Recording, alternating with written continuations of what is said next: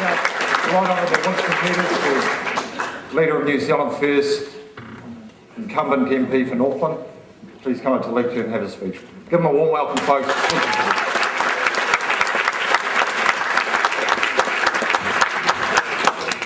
Your Worship, regional and district and city councillors, my fellow speakers, panel, ladies and gentlemen. We're meeting in circumstances where we should not be, on a matter that we should not be talking about, and in a region where it should not be happening. We're talking about the rundown of rail north of Auckland, closures to Dargaville and soon Portland and north of Kauri, and the absence of a rail to the only viable long-term upper North Island port, namely Northport. There are those who say railways in New Zealand can't be viable. Those people will have the following characteristics. First, they will know nothing about rail's history. Second, they'll have little understanding of regional economics. Third, they have no comprehension of the road and topography of Northland. And fourth, they'll have a serious desire to dismiss their own involvement and guilt in the destruction of the railway infrastructure to New Zealand's regions. You remember the history, do you not? Railways, after massive sackings and dismissals, by 1992 was analysed by Booz Allen to be making 26 million that year, for the next year 100 million and rising. And in that very year, Fay Richwhite got themselves made the financial advisors. And then 6 months later, they turned up with Wisconsin Central Railroad and jumped across the other side of the table and said, "Hello boys, we're the buyer." It never went to tender, did it? And it was sold for a bargain basement $328 million. And then when 3 years of the international share market finding that out, those two companies' shares went up a massive $182 million. And then they recapitalised it. And the shares went to, guess where? Above $9 a share. But they were gutting it. And when it collapsed, the shares had fallen to 28 cents. I don't want to hear somebody come from Kerry Rail doesn't understand the past, or get up here and hear an apology which we knew was the destruction of an asset that we had built up and our grandparents had built up in the past. We'll get nowhere if we have to put up with deceit and the idea that you can flim-flam some country folks. Now, ladies and gentlemen, can I just say this? Even in its poorly neglected condition, the Northern Line breaks even at about 8 to 9 million in revenue, but because of a high maintenance at 3.5 and upwards, it loses money. But listen, there are 270 kilometres of track in Northland, and what have they been doing to it in the last 30 years, but particularly of late? There is no shortage of traffic or demand up here, but no one's going to be putting their cargo on a train going 5 k's an hour about countless times on the way to Auckland. No one's going to do that. But the Northern Regional Land Transport Plan says, well, would greatly relieve pressure on the roads, and it's a total no-brainer. We haven't got an option of using the roads. Look at our topography and look at the enormous damage that's happening now. One truck is 10,000 cars of damage. Look at every road and tell me that this is the solution. But is the government listening?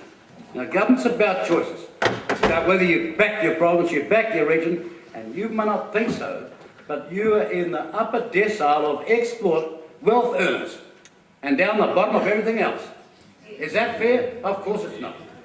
Why have two competing investments, for example?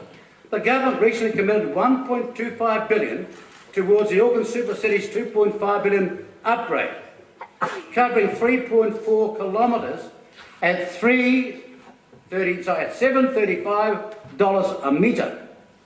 For just 9% of that, or a cost of $220 million, 270 kilometres of track in Northland could be updated, lifting both speed and height restrictions so that high cube containers can be carried. Moreover, that sum would fund a brand new line into Northport, designated, purchased, all set to go, but apparently QRL's discovered it's got a maritime problem. You seen Wellington lately? Christchurch lately? Go over the country and tell me that this is not novel or new. But we'll be connecting to one of the Northland's greatest assets to the national network. If we want change up here, We need leadership that begins to remember who votes for them. Who comes at the after date of the election and says, now what did I promise? Listen, Stephen Joyce said on the Q&A program just a week ago, and some of you may have said it about Northport, and he said something that shows with great clarity what is going wrong up here. This is what Mr. Joyce said. The rail has so little use, and actually even the Port of Northland, when you talk to them, they do not see it as a priority. They are the ones at the end of where the line is supposed to go. Now, ladies and gentlemen, if that's what you're going to put up with, conflicted interests, making stupid statements like that, when they cannot show you one port in the whole world that doesn't have a train line to it.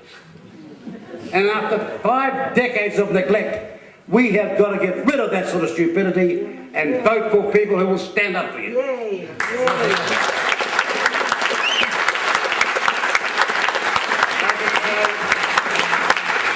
A whole lot of other things, but I want to tell Kiwi Rail their performance has been an abject disgrace.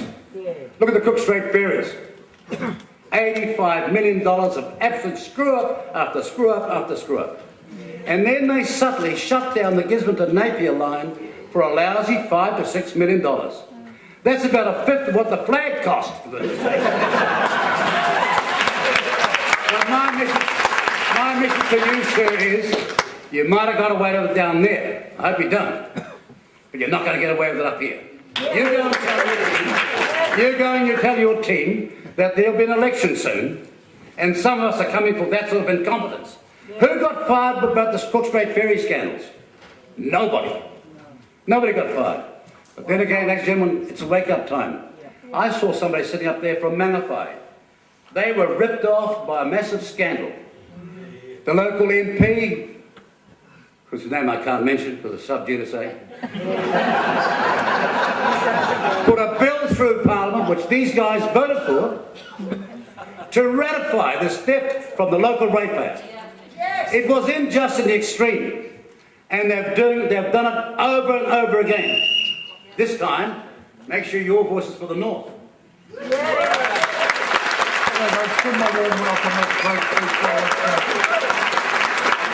let's kick it off with the panelists. Reach, where you go, mate? Thank you. Kelvin, you mentioned, as other speakers have, Ports of Auckland and the capacity there. Well, of course, pretty much everybody knows that within 10 to 15 years, Ports of Auckland is going to be reaching its maximum capacity. And then where is the remainder of the Auckland market going to be, and the exporters in Auckland, if they can't get their product out through the Ports of Auckland? They export some of it. And there's been a report done on that too, so I must revise my 20 reports, because it's 21, because I've read that one as well, which talks about looking at other options for the Ports of Auckland, one of which is developing a port in the Kaipara.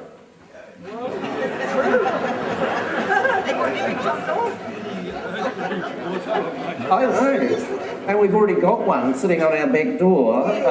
That is largely Amirai, thank you, Winston. Yeah, Amirai was the other option. So we're going to look at developing ports there. Well, I'd have to say that if the amount of time and effort and money that's been spent on producing expensive reports had actually been putting into developing rail, we wouldn't be having this meeting.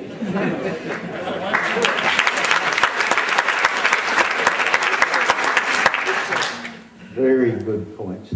The really important thing, I think, is that all three speakers have spoke with a very strong passion and clarity about a fact that we all know. There is one port in New Zealand which is purpose-built for larger container ships. No matter who you talk to in bureaucracy, they keep talking about how New Zealand has to be prepared for the bigger container vessels. There is only one port in New Zealand that without any dredging could take those larger container ships. And it's the only port in New Zealand that does not have a container crane, yet alone a rail link. It is complete lunacy and an abject disgrace for this national government and its total abandonment of any form of regional development strategy. I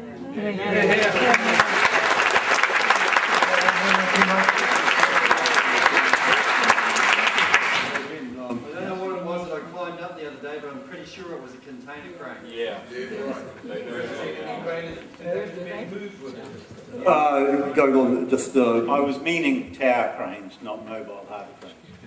going back to another point, just with regard to resilience, which is a government responsibility, planning for resilience. The Port of Tauranga is quite vulnerable to tectonic activity in the Bay of Plenty. And I was actually told by someone from Port of Tauranga that if the Port of Tauranga was negatively affected, that Northport would also likely be affected as well. But that's another issue that kind of provides some substantiation for the case for developing Northport, just basically as an alternative to provide resilience. So we do have working ports at all times. I was doing some work with resilience planning in Christchurch in about 2008, and people think I was crazy. Okay, right, we're going to move on here, folks. Thanks, John. We're going to move on to the People's Parliament. That's where your written questions are going to be read out by our panellists to a specific MP. And just like oral question time, we're going to allow the other three MPs with supplementary questions. All right, so we'll draw them out. Okay, Julianne Genter, you're going to be up. And the panel, Wayne, you can chair this. We want it all kept in good spirits, folks. We don't want to be going point of orders. All right, let's keep it seemly and get amongst it. Excellent. Thank you, Chair. The question is from a Niall Robertson. It's to Julianne Genter from the Green Party, and the question says, what does the Green Party think about funding rail-like roads, i.e. making the rail network a part of the state highway network administered by the NZTA? Green Party policy is to treat the entire transport network as one network, so roads, rail, coastal shipping. It should all be funded from the National Land Transport Fund and prioritised on the basis of how it's going to reduce the total cost. That's not just the cost to government, but also the cost to businesses and households of getting people and goods around the country. And of course, we can also be reducing the environmental costs and social costs at the same time. So it's a real win-win. If you look at it as one integrated network, you come to very different conclusions about where you're going to invest money. And I just wanted to clarify also that at the moment, the state highway network sucks up the largest share of the transport budget on just a few very expensive projects. So when the government says they're spending lots of money on roads, it sounds like it's going to make it easier to drive everywhere.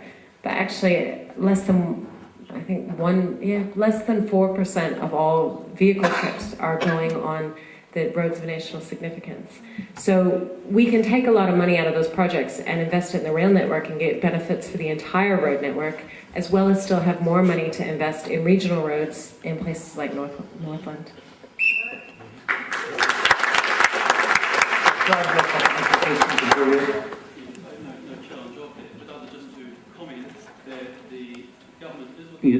Electric vehicles, which has been a strong point you've talked about tonight. We do have a plan which we're due to announce around electric vehicles, so we are supportive of electric vehicles, which is one of the substance points that you were talking about tonight. And we do also support an integrated rail network. I said that right in the very beginning. It's just what is that balance between road and rail? That's what we're looking at here. Bullshit!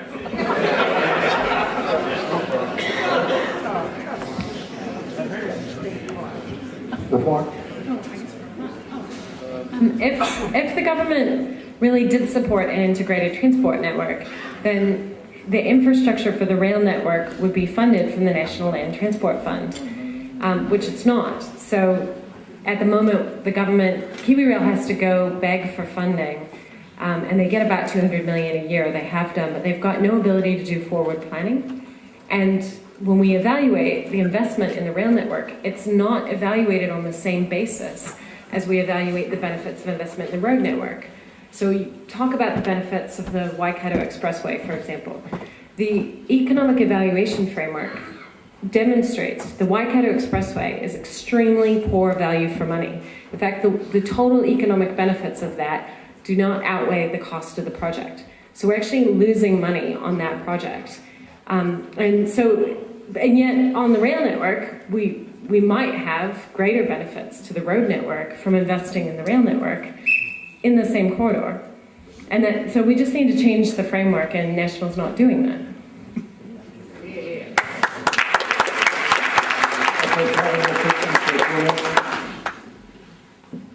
Look, first of all, if the government's supporting the movement to electric cars, they've got a funny way of showing it. Up here, you've got more utility development than anywhere else in the country, but there are only 800 across the whole country right now. Norway has 82,000, and I see that the company has just announced that its sales program, Ford program, is now 200,000. The government is not putting 1 cent behind it. That's the fact. Now, everybody surely knows we need a national transport strategy of road, rail and sea. And the north is the most northern port that's the utility, and sea makes it very sensible for this part of the country. I mean, everybody else is in the Penguin territory. Hang on a second. Can I just finish off the one step I want to make? But if you're going to talk about the New Zealand NZTA, don't have what they did recently. Came up here and told you about the huge funding increases they've given to roading in this part of the country. It was a demonstrable lie. Compared with 2008, then 9, 10, 11, 12, 13, 14, it is a dramatic drop in real terms, not the other way around. Right, okay. Next question is for Winston Peters from the panel. Winston. Right. So this one is from Drink Driver. When can I catch a train from Whangarei to Wellington and Auckland?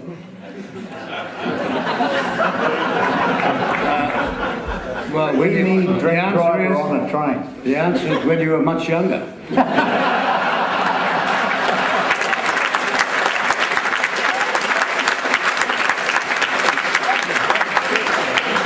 When you get to Auckland, mate, it's free, and so it is all the way from the Wairarapa up to Wellington as well. But the answer, yeah, one question there about the development of North Ports Rail. When should it have happened? A long time ago, and we're just wasting a valuable asset in this province. Kelvin, got a stop there for Winston? Kelvin? Okay, you're abstaining. Julianne, you want to stop to it? Does the New Zealand First Party support investment in public transport like the City Rail Link in Auckland, in addition to investment in the rail network in the regions? Well, first of all, yes, we sure do, and we've got that clearly in our manifesto policy.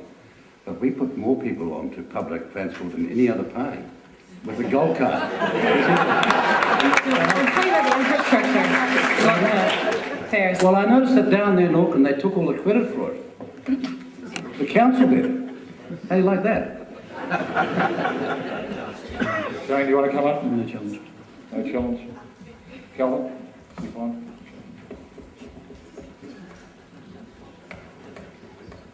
Righto, this one's to Dr. Shane Reedy.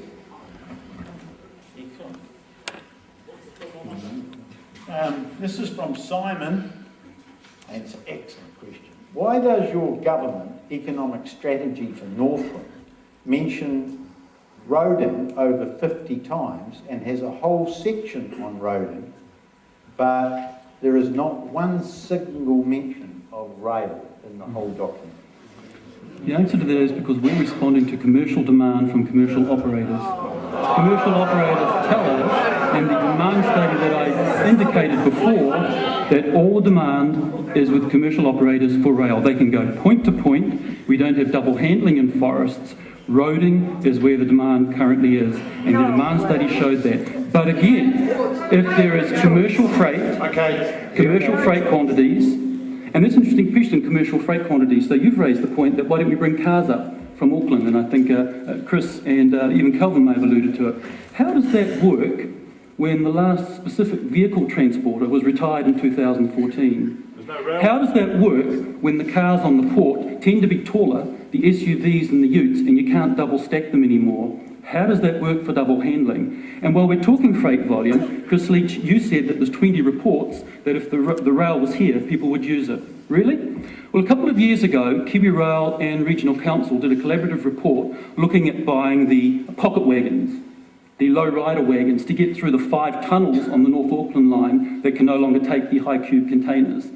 And they explored roughly 10 of these pocket wagons at about $225,000 each. Scoped them all the way through. Why did it not proceed? Because the customers wouldn't use them.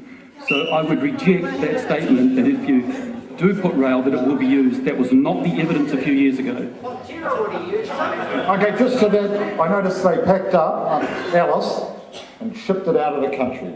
All right, because if you're talking about up here, you need to take off the tops of some of those tunnels. You need to use something like Alice to bore through and make it happen. It's called vision, mate. That's what you need. You need vision. Okay. Kelvin, you got a question? It's up to that? Yeah, I got a question. Well, hang on, Kelvin needs a question. Shane, I was just wondering though, how widespread was that information, about the study on those low riding carriages? Like, how many businesses actually knew about it, and how was that information disseminated so that they could actually make decisions? Yeah, they surveyed, and I need to be correct, but roughly 10 to 20 businesses here in Northland who potentially could use rail, and said to them, if we built pocket wagons that would take the high cube containers, would you use it? That was how it was done. Okay, Winston Peters, stop me. Well, that's what they call consultation obsolescence. They had no intention of doing that. I mean, this is the same outfit, Kiwi Rail. They went over and bought all those asbestos-filled Chinese junk, brought it to this country, and then we started paying a fortune trying to fix them up. They bought 70,000 rotten sleepers. You remember that? Yeah. Never heard a word about that tonight. We heard what they couldn't afford, but they could afford that rubbish.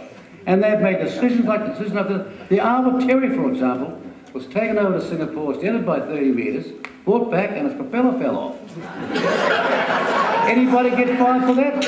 No, they went and bought another dunga called the Stella Regna, which couldn't even take rail freight onto it.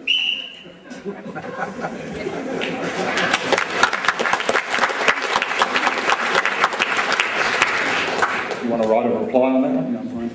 Okay, Julian. Shane, how can businesses determine whether or not they want to use the rail if we're not willing to invest the money to make it a good service? I met with the head of Main Freight, and he said they want to use the rail, but Kiwi Rail doesn't have enough rolling stock to service all their needs. So how can businesses choose it as an option if we're not investing the money to make it a viable service? So I've heard this argument around the log train that's ceasing from Marasumi, that there's been issues with rolling stock, not enough rolling stock, and maybe the wrong sort of rolling stock. That maybe they were four-wheelers instead of USLs or bogies or log racks or whatever else you might want to use. Point of fact is that, Marasumi would not pay the commercial rates for the proper rolling stock. Again, demand comes from the customer. The customer needs to indicate the demand. So from a rolling stock perspective, that is a significant factor that impinges on the customer. And a good example is the log train. They didn't have to spend the money on the rail, then Kiwi Rail could afford to buy the bloody wagon. Well, here we go. No wonder Little's not here. Like I said, we believe in an integrated transport system, and that includes roads, that includes coastal shipping, and that includes rail, and that is the direction that we're heading in. If you're asking, can I stand here and thump my fist on the table and say, Labour is definitely going to do it, I can't do that. But I can say that that's the direction that we are heading in, and we'd like to achieve that.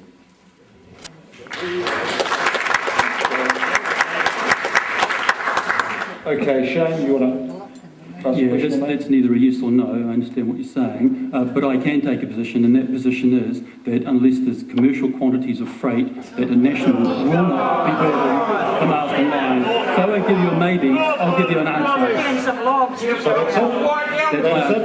That's point blank? Well, there's one guy in this room that has said his bottom line is the rail link to the port if he's the kingmaker. So don't be too hasty with making comments like that. The early days in his election next year, there's a lot of trading. Can I just say this, Chairman?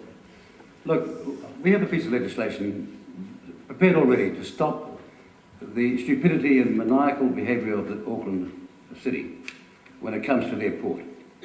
The majority of people in Auckland know it's not viable long term. They're against it. That's why it got stopped. That's why they didn't appeal that last court case that they lost. But the reality is, staring them in the face is Northport. But staring Northport in the face is, to be what it can be, the number one port in this country, because we were told by an expert over here of its capacity, both in depth and its land availability. To do that, it has to have a rail line. This is not Nelson. This is Northland with a magnificent facility, just going to waste. So it's not so much the bottom line, but I can tell you now that if you were to vote for us, they'll be climbing over cut glass to build that. I'm telling you. Absolutely, sure.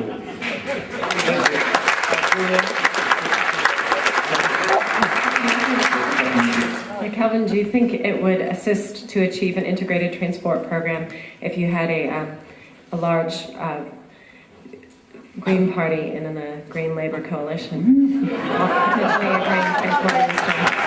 Does that help get your party over the line? You asking me? I was asking Calvin. Sure, Winston. Are you asking me? I was asking Calvin, but I'm interested in your views too. Well, my view is politics is mathematics. You've got to be able to add up. Julian, obviously the Labor and the Greens have a lot in common, and a lot of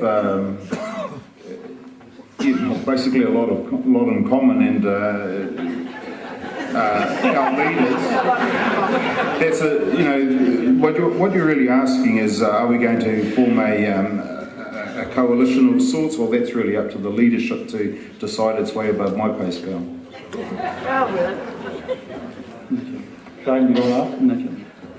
I'm going to give John Reed, you've come a long way, mate, and you haven't had much time, so you can ask one to Calvin, Labour. What to ask? I would ask, if there was to be a change of government next year, we concretely, I should say, need to see some real action on an integrated transport proposal for New Zealand. The whole of New Zealand is suffering and staying backwards because we don't have a proper transport system planned out for moving freight from any region. Pretty much it's just here or there, higgledy-piggledy, hey, a train can run there, great, do it. I can't there, put a truck on. That's not the smart way to run New Zealand as a whole. We're an export-led country. If we don't have rail links to the ports, like Northport, then it's holding us back. It's making some truck drivers, well, not truck drivers, the moguls behind the trucking industry very wealthy, but whole of New Zealand is being held back. And I'd like to see that if there is a change of government next year, whoever is part of it actually come together and actually deliver something, because Northland needs it, Gisborne needs it, and there's other regions that need it. We can't just stay in the current status quo where we have to wait for some commercial quantities, paying commercial prices, because not only that, people are dying on the roads because we've got this fixation with trucks. We've got to have some change, and that's actually what I'd say. It's not really a question. I'd just like to see something come together by the hopefully by the next election. Okay, Wayne Brown's got me too.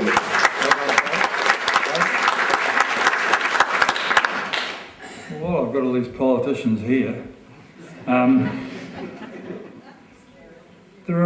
And people talk about investment and all this other stuff. As an investor, are you prepared to listen to those people who do invest and fix some of the stupid rules that we have to climb over to get things fishing? And this is not just central government. Later this year there's local and regional government elections too. And there's a few bodies that should be shot there as well, in my view. So I would like to see, if the people in this room really want economics to go ahead in Northland, you've got to support the people who actually invest in those things and stop having everybody making it bloody hard. Okay, thanks, Wayne. From the heart. So beautiful. Okay, people, I think what we've got to consider here, and I haven't heard a politician say it, apart from probably Wayne, and that is, there are businesses out there that want to use rail. That's right. Okay? So you need to support rail. You need to contact Grow Northland Rail, info at Grow Northland Rail. We will do some work with Kiwi Rail to see what can happen. All right? So you need to go out there and canvass, use rail, because if there's business opportunities, we want it on rail, and we're going to need to make a case for it. All right? So if you're going to make money, you need to spend money. That's the overarching thing. We've got the problem with the wagons. It seems a ludicrous calculation that they have. All right? But we need this to happen for Northland, for our economic development of our region. And next year's election year, and you vote on who's going to deliver. Later this year, as Wayne's pointed out, it's local body elections. We will run another forum critiquing the candidates that are standing, what have they achieved, what have they done, and we will put a report card out there. And the good citizens of Whangarei and Northland and regional councils will make a decision, an informed decision. So I'd like to thank everyone for coming along tonight. It's been a great night. It's the start of the fight back to grow Northland Rail. We're not talking about saving it, we're talking about growing it. And we'll be carrying on the campaign into Auckland. I know there's people out there at Portland that want to have a meeting out there at the recreational centre. Okay, there's various campaign groups. We'll get out there, all right? Because you're sick of the trucks running through your villages. You're sick of the potholes. You're sick of your kids having to stay indoors because the trucks are coming through. And you want it on rail. Yes. Okay? So we'll support you. Just make sure that you support the campaign by attending, your family, your friends, so that we can get some runs on the board. And we'd like to see Kiwi Rail back at the negotiations table with Marasumi. And Marasumi being a good corporate citizen and supporting rail. All right, so that can happen. It's called people's power. And that's what this is all about tonight, ladies and gentlemen. So finally, I'd like to thank all the helpers that have put this together, and there's a few of them. The lieutenants, always there from Citizens are, Dusty and good friend Kevin. I'd like to thank also from Carmo High, Julie Rigger, and the students, Year 13 students that have been helping out, ushering people to seats, topping up your orders. Fantastic girls. We'll give you a glowing recommendation for your volunteer work. So, and lastly, down there at the Irish Bar, there's an opportunity to network. Okay?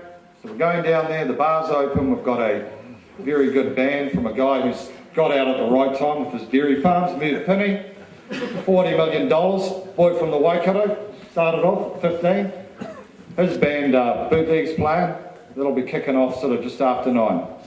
So if you want to come down, I know some of the politicians have to stay over, they're flying out, they are going to pop in, you'll be able to have a chat to them, you'll be able to network, you'll be able to network with the Grow Rail team, shake a hand, name to a face, and let's get some action going. So I'd like to thank you all for coming tonight. Thank you very much.